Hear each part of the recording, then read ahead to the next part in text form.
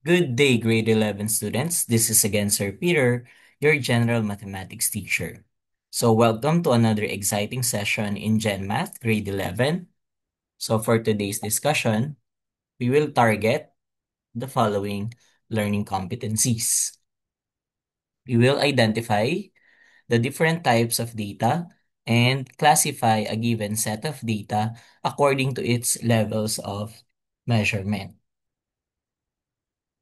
So we are now on lesson 6.1.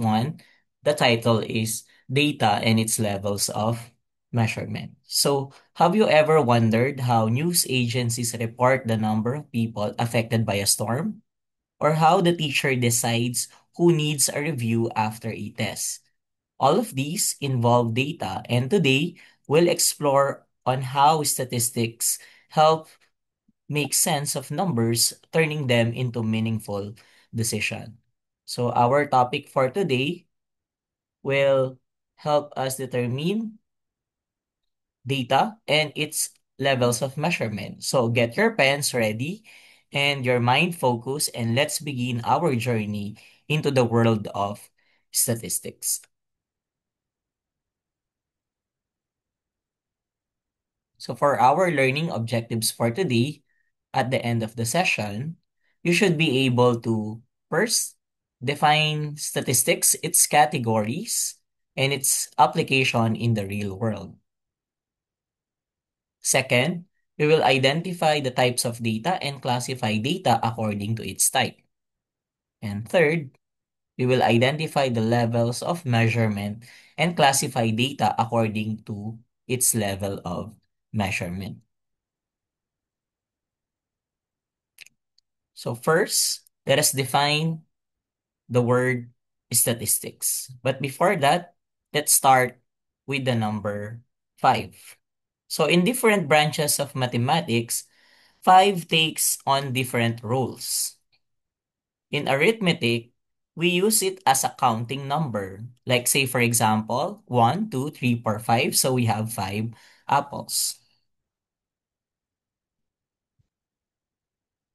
Now look at 5 here. It is used for measurement, and that is, in the illustration, it is 5 centimeters. So this is used in the subject or the branch of mathematics called geometry, which is the measurement of the earth. 5 could also be an unknown. Like say, for example, you have x minus 3 is equal to 2. Solving that one, our unknown value is x equals 5. So that we could have 5 minus 3 equals 2. So this x equals 5 is used in the subject known as algebra. Are you familiar with that? Now, what if you have this right triangle? When one leg is 3 and the other leg is 4, then how do we find the hypotenuse? Isn't it that the hypotenuse is 5? So this is known in the subject trigonometry. But here's something interesting. How do we use 5 or the number 5 in statistics? So allow me to show you a simple video.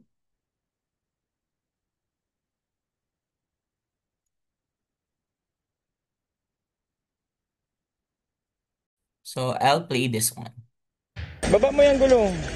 Pinara ng mga taga-LTO sa Camarines Sur, Quezon Border ang isang van patungong Libmanan dahil sa kahina-hinalang mga kargamento. Baba mo yung sako bag. Ilang sandali pa. May nagtatago oh. Ate, anong ginagawa niyo dyan? Tayo dyan. Parang pinagpapawisan ka na ah. Ako sa Tumambad van mo, sa kanila ang babaeng nagtatago sa mga bagahe. Merong isa, dalawa, tatlo, apat, 5 pasahero. 5 pasahero. Sa unahan, nakakover, mga gulong, tsaka gamit. Okay? Sige. Lisensya mo o RCR, tapos lahat ng pasahero, baba. Ayon kay LTO Bicol Acting Regional Director Vincent Nato, dati nang nahuli ang van dahil sa pagiging kolorum nito. kaya tuluyan na itong inimpound at binitbit sa istasyon ng pulis ang driver.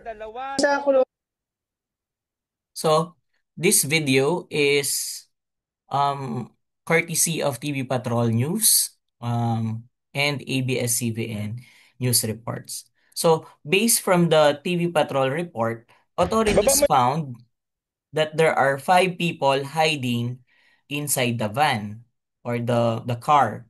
So that number gave meaning to statistics and it gave the police suspicious and they made decision based on that information.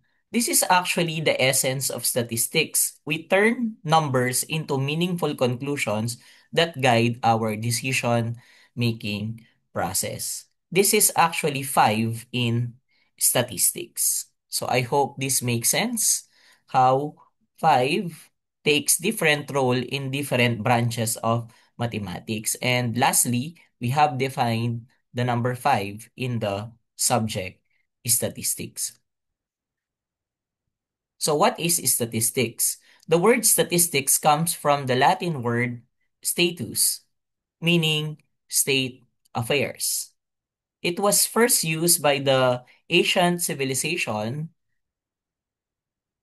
to manage their people and their resources. For example, in Egyptian pharaohs conducted population counts for tax collection. Chinese dynasties use census data to prepare for wars.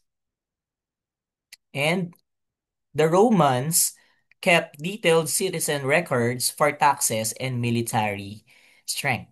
So, from the very beginning, statistics was used to govern, plan, and make informed decisions. Okay, so I hope you got all of these definitions of statistics based from our recorded ancient civilization records.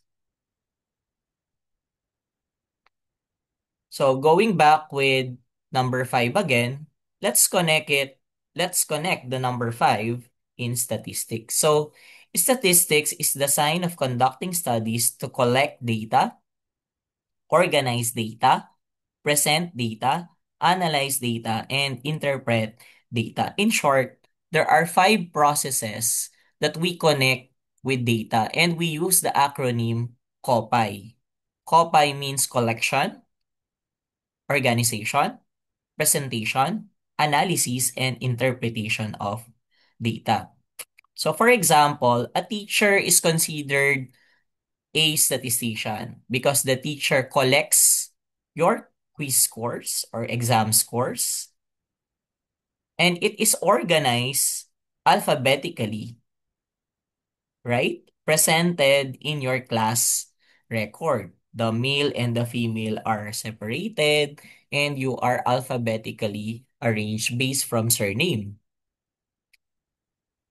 And the data or your scores are presented in tabular form.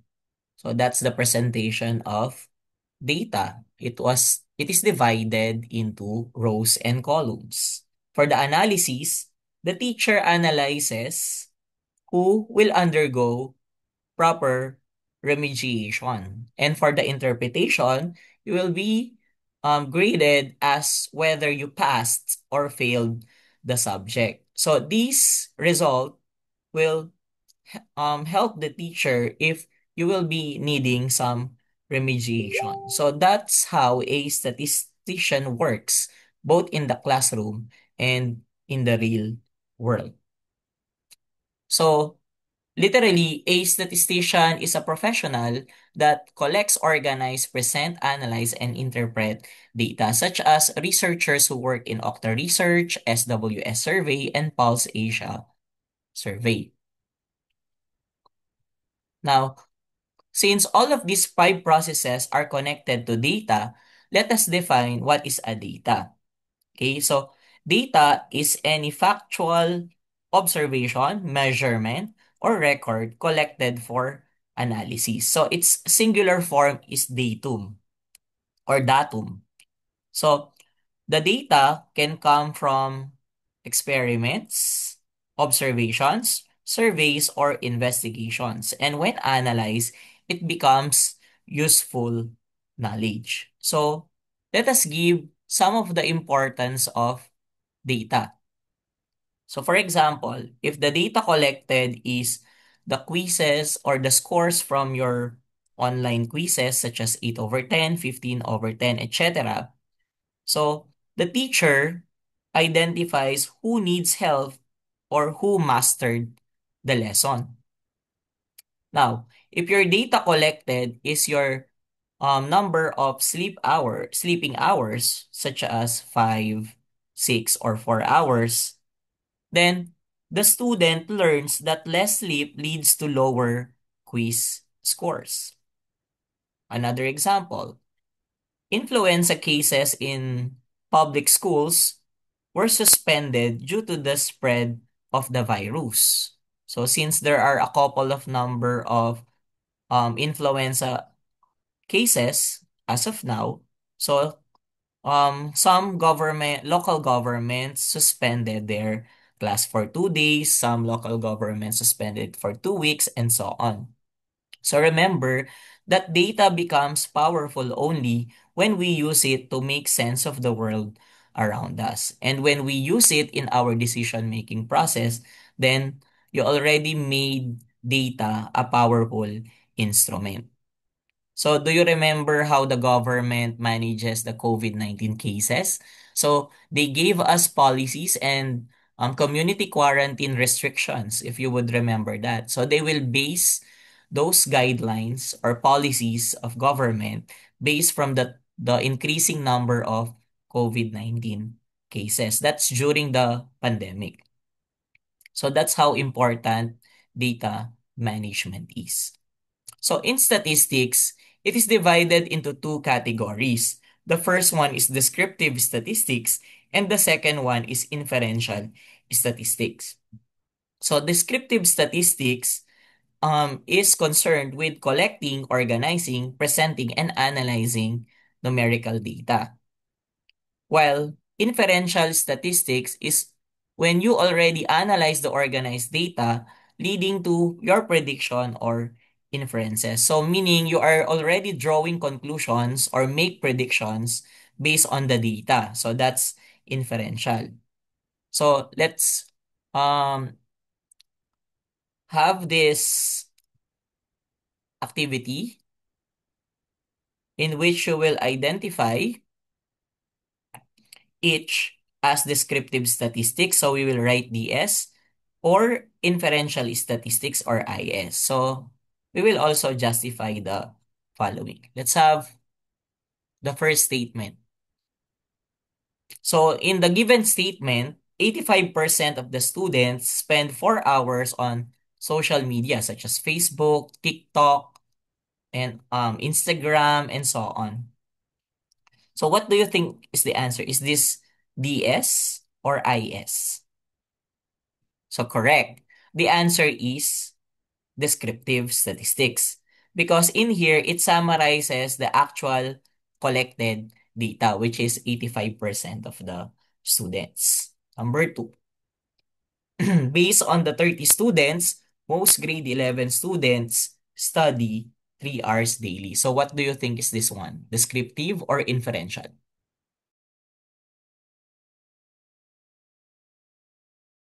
Okay, correct. The answer is inferential statistics. So it predicts the entire population already.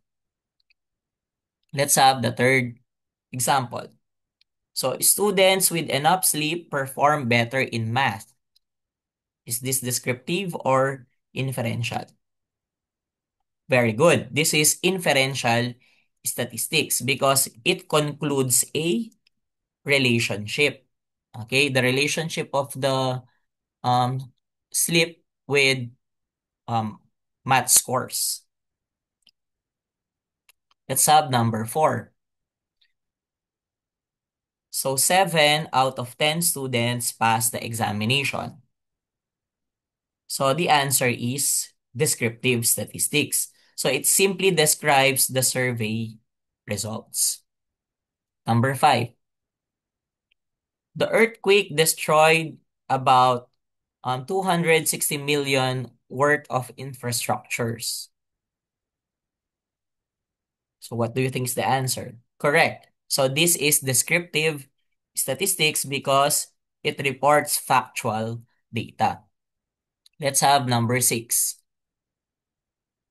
So 1.5 billion assistance was released based on the data. So this is already inferential statistics because it already involved a decision-making process from the government to declare a state of emergency. So when there is already an action into it, then that is inferential statistics. Let's have the next one. So the median allowance of a student is 100 pesos. Correct. This is descriptive statistics because in this example, it summarizes the data. What about in number 8? So free meals were given to low allowance students. Correct. This is inferential statistics. So a decision was derived from the data. Number 9. So the city declared class suspension due to the outbreak. Again, this is inferential statistics because the action was based from the inference. So there is already a 2-day suspension of classes due to what happened, due to the outbreak. Let's have number 10. 67% of the students had flu symptoms or influenza-like virus. So the correct answer is descriptive because it summarizes observed information in this example. So I hope these examples has helped you in identifying the categories of statistics. Now let us proceed to the different types of data. So there are two main classifications of data. The first one is qualitative or categorical data. So the qualitative data describes the qualities or characteristic, and it's usually non-numerical or it it uses labels. No? Sometimes it also uses numbers as labels, but it's non-numerical. So examples of these are types of internet connection, hair color, sex, school section, and seat number. So the employee's number and the teacher or employee number or a student number, cell phone number, your address, even your house number is still considered qualitative even if they are numbers. So you will still consider them qualitative. Like a cell phone number, it's not a quantity. You cannot count the total number of cell phone based from your cell phone number. It's just an identification. So even if the cell phone number has numbers, it's not considered numerical because that is not a count data.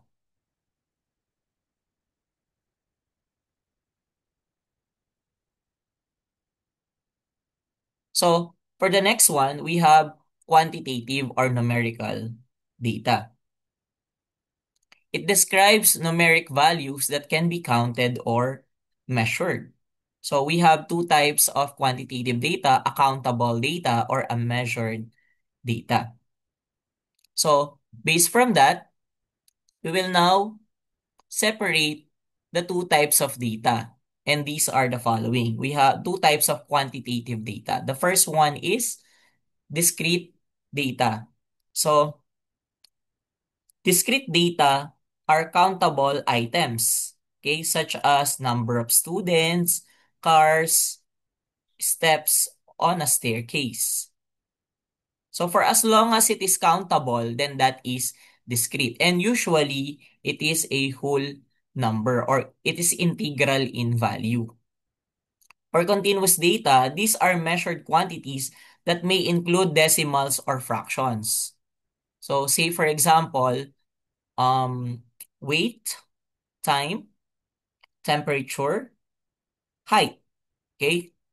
But not all the time. There are also discrete data which have decimals. Like say for example, a price. You can actually count the total number of pesos and centavos in that given. So a price of a commodity or a good is considered discrete data because that's still countable. So you will still consider, okay? But if it's a measured data, then since decimals and fractions are accepted in measured values, then usually those are types of continuous data. So to better understand that, let's have activity number 2. So for the directions, we will write QL if it is qualitative, QD if it is quantitative and discrete, and QC if it is quantitative continuous. Let's have the first example. The customer satisfaction, which is in these levels, very satisfied, satisfied, neutral, dissatisfied. So this is considered qualitative or QL. So it uses categories and not numbers. I hope you understand. Let's have the next one. The monthly electric bill is 2,569 and 75 centavos. So you might get confused that this is QC, but this is not continuous. Remember, not all with decimals are considered continuous or quantitative continuous. This is considered actually a quantitative discrete. So item number 2 is QD because the bill amount is a specific and distinct value rather than a range of value, making it discrete. So prices of goods and services can be counted in pieces. Like you can count pesos. You can also count in centavos. So this is still considered countable data. So the justification here in number 2 is the answer is still quantitative discrete or a QD. I hope you understand. Because this is not a measured data. It's a counted data. So let us proceed now to item number 3. The number of appliances in a household. So the answer is QD because this is a countable whole number. And it's impossible to have a zero point 0.5 appliance, right? You cannot say that you have 4.5 appliances at home. So it's impossible to have a decimal or fraction in this data. So this is a countable data. Number 5. Number 4. The brand of clothes owned. So again, this is QL or qualitative. It refers to names or labels of clothes like Bench, Uniqlo, Regatta, and so on. Let's have number 5. The time it takes to finish a math exam. So is this QC or QD? Since time is a measured data, so this is QC or a quantitative continuous. Because it is measured in minutes and seconds, so this is considered a continuous data. Number 6, the teaching styles, such as authoritative, facilitative, or demonstrative teaching. So this is based on categories. So therefore, this is qualitative. Let's have number 7. Amount of rainfall in millimeters. So this is QC. Since this is a measured quantity with with possibilities of a decimal, right? So this is quantitative continuous or a QC. Number 8. Okay, we have a descriptive category. So therefore, this is QL or qualitative. Number 9. Correct. This is QC. Okay, or a quantitative continuous because distance is measured in kilometers, so it is a continuous data. So there is a possibility that it could have decimals. Number 10, the number of text messages sent by a student in a day. So yes, correct. This is quantitative discrete because this is countable whole number. There's no such thing as a 6.5 message, okay? It could be 7 messages, 6 messages, and so on. So since this is a countable data and it's impossible to receive a zero point 0.5 message, then this is quantitative discrete. Now let's move on to the last part. In statistics, data is not only collected, but it is measured. So these measurements uses different scales. So we will be talking about the 4 levels of measurement in statistics. Let's have the first one. The first level is the nominal level. So it's a name only or there is no order or ranking. And usually nominal levels are qualitative data. Example, the blood type, okay? Types of gadget, okay? Brands, okay? Different brands. Your section, religious affiliation, name. These are perfect examples of nominal data. The second one is also under the qualitative data. So in this level, data could be ranked, but the difference is the ranks isn't measurable. So perfect example this one is the satisfaction levels because you could rank it into very satisfied, like it's a 4, satisfied, that's 3, neutral, that's 2, and dissatisfied, you will give a ranking which is 1.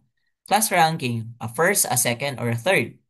Brightness setting, low, medium, or high. So these are examples of ordinal level, and this is still under the qualitative part of data.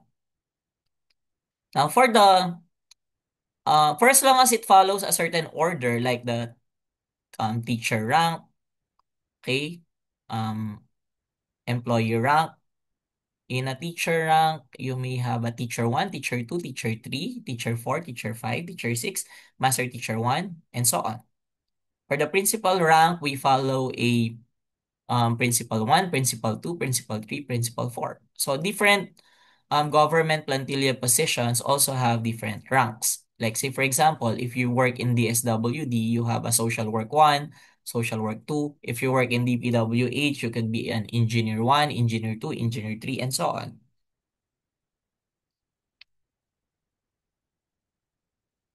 Now, for the third level, we have the interval level. This is under the quantitative type of data.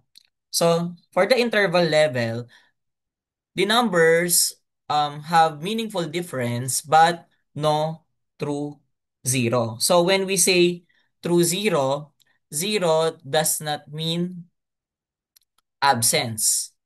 Okay? So it does not mean something. Like say for example,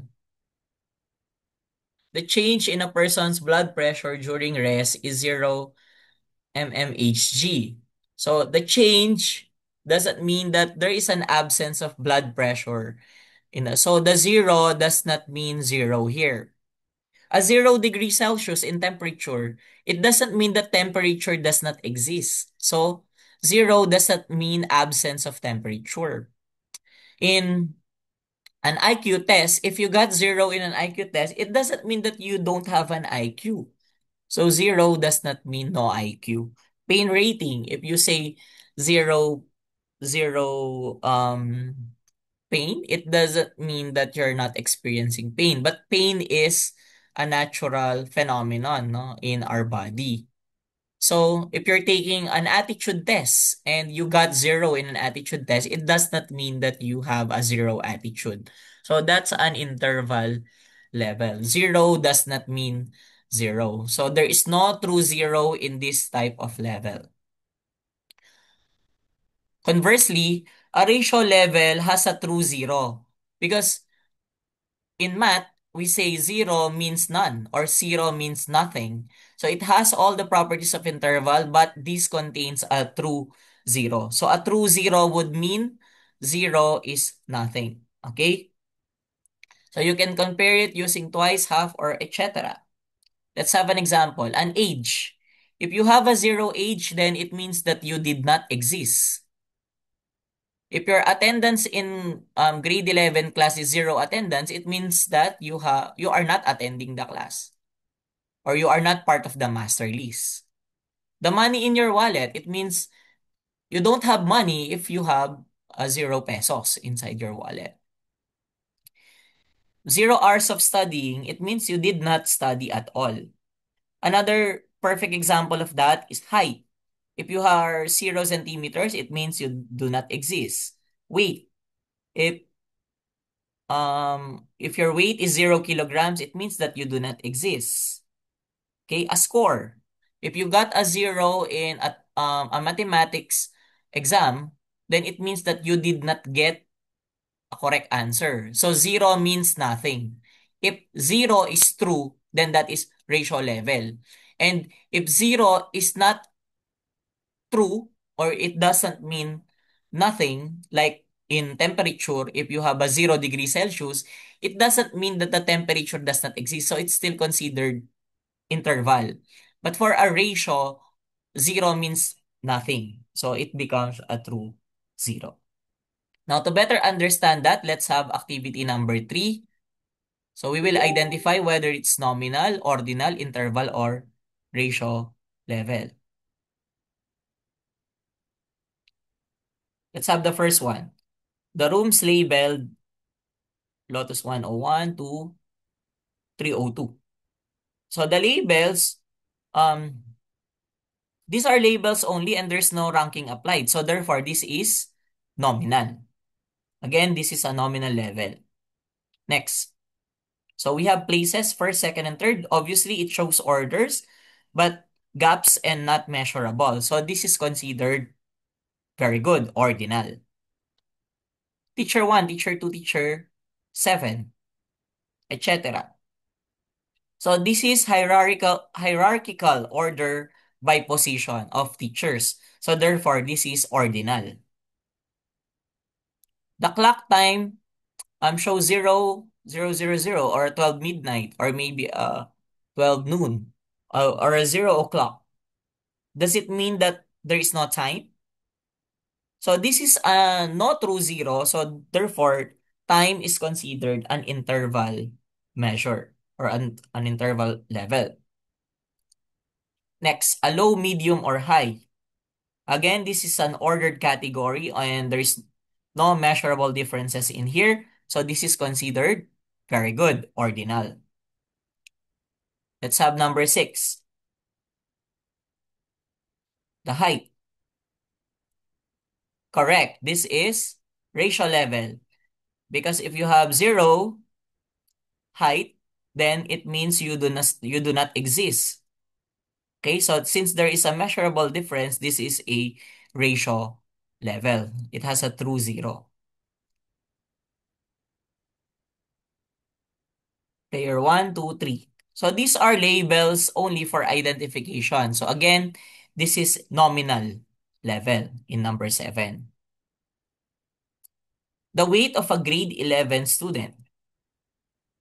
So if you have a 0 weight, it means you have no weight, right? So the true zero exists. 0 means nothing here. So this is a ratio level. Again, these are ID numbers. So these are labels only and there's no numerical meaning. So this is nominal. And number 10, if you got 0 in a math test, then 0 means you did not get any correct answer. So 0 means none. So this is a true zero. So therefore, number 10 is considered a ratio. So let us summarize what we have learned today. I hope you did learn something for today. Statistics is the science of collecting, organizing, presenting, analyzing, and interpreting data. Do not forget the acronym COPI. So it has two categories, the descriptive and inferential statistics. Data can be considered qualitative or quantitative. And under the quantitative, we can classify them as to whether they are discrete or continuous data. And finally, data is measured at four levels. We have the nominal and ordinal levels, which are under the qualitative data. And under the quantitative data, we have the interval and ratio level. Do not forget that interval has no true zero and ratio has a true zero, which means nothing. So again, did you learn something for today? So remember that number tells stories and statistics help us understand those stories clearly and wisely. Especially, it makes us good decision makers in the future. So next time, we'll move on to our lesson 6.2, understanding measures of central tendency. Are you familiar with the mean, median, and the mode? So we will be studying all of those concepts. So keep exploring, keep analyzing, and always stay curious about everything. So again, this is Sir Peter, your general mathematics teacher. See you in the next lesson. Bye!